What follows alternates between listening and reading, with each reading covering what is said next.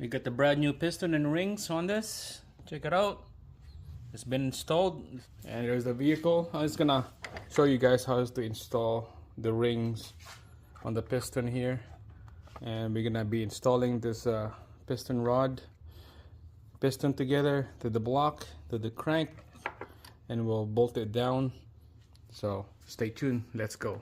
All right, so you can see this is a OE piston rings in here. It's all the kit, and we got the OE pistons. This is just a original size. It's not oversized or anything. Okay, so it comes in a kit. I installed already the other 5. This is the last one. So you can see there's numbers of them in here. This is the compression ring. This is the scraper ring. We'll scrape the oil. And this is the waffle ring, where all the oil will sit in here and then lube up the cylinder wall. So we're just gonna quickly install this. I got this little chart here on the piston side, the face of the piston. There's like arrow. That would be arrow right there. Okay, so it sit like that. So you can see that the way how the ring sits. So number 1 and 2 is the upper and lower oil control ring. So that would be the bottom one here. So that would be the position 1 and 2. So the way how it ends right here is about 2 o'clock. The second one is about 5 o'clock. And then the oil expander, that would be like the waffle looking ring right here. Look like a waffle. That one, the edge of that ring will sit at position 4. So that would be 9 o'clock right there. So we're just gonna quickly do that, and then the other one is on 12, and then the last one is on 3. All right, so I'm just gonna fast forward everything here while I'm talking. So first we'll start with the waffle ring. Make sure on the chart that I'm following, the DIY, the edge here is facing up. The end of that material is facing up. Okay, can't be going down, has to be facing up. So let's install that quick here. All right, so on the chart show, this will sit on the edge here at 9 o'clock. Okay. See how the edge 9 o'clock of the piston. The oil ring, the bottom one, they all the same, so it doesn't matter which ones. Let's start with the bottom one. On the chart show, this will be this little corner right here. This will end on 2 o'clock, so they will be right here. Okay, there you go. Sits right on the bottom of the waffle.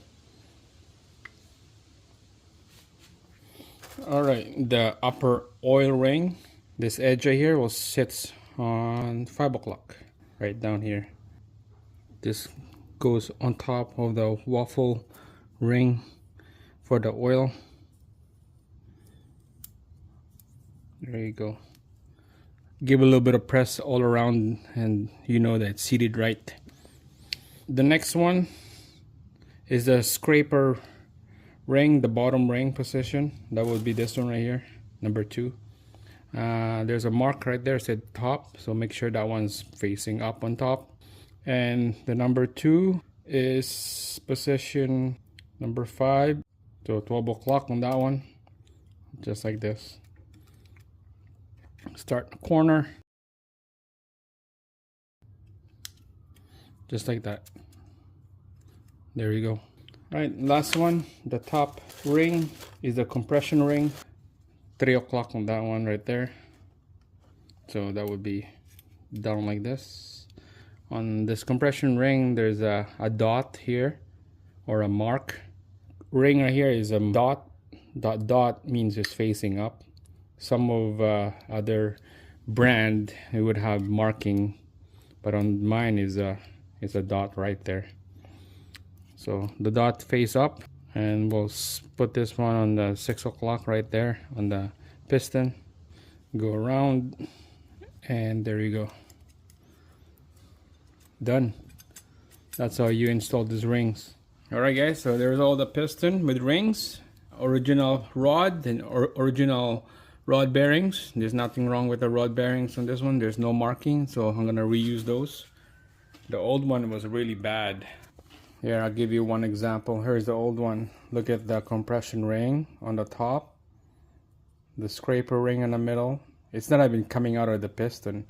And then especially the bottom one right here, the oil ring, it's like seated in here. It's like compressed. It's not even coming out. Like you can see, it's flush with the piston. It's supposed to be loose like this one right here. See, it's loose. It's supposed to be like that. This is so bad. That's why I have no compression. I have like 85 leakage when I doing a leak down test on that cylinder. Before you take this piston out, you have to put some marking on this because it has to go back exactly to the cylinder. You see the R and the dot right there. The dot is facing the timing chain area. This is bank 1 is the right side, R. Bank 2 is the left side. So this will be like right on the rad. This will be like right on the firewall. So bank 1, cylinder number 1.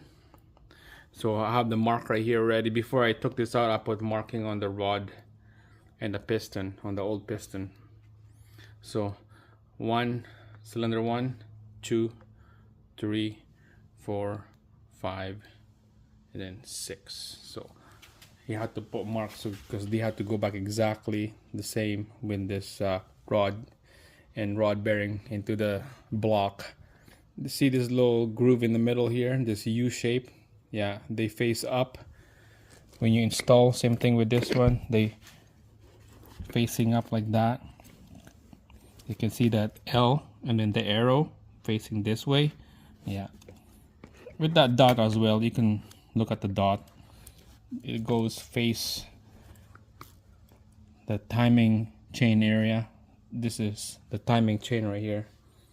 So that's how you install this piston. Okay, it has to go back exact same way as what you took out.